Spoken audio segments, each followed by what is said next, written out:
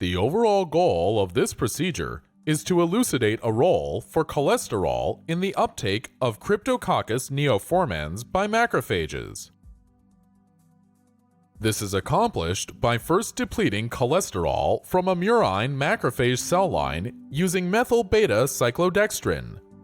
Next, cholesterol depletion is confirmed and quantified by using thin layer chromatography and a commercially available kit.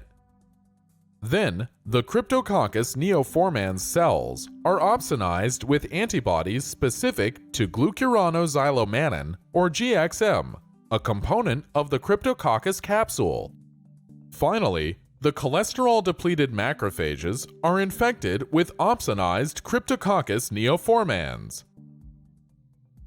Ultimately, Guillem's staining and light microscopy are used to visualize the infected cells and allow the degree of phagocytosis to be calculated. The main advantages of this technique is that it can be done with basic lab equipment in a relatively short amount of time and still obtain quantitative results.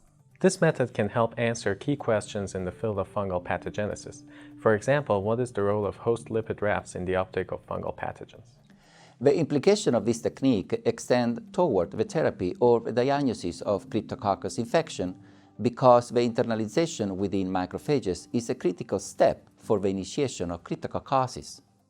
Though these methods can provide insight into the infectivity of fungal pathogens, it can also be applied to other organisms such as obligate intracellular pathogens.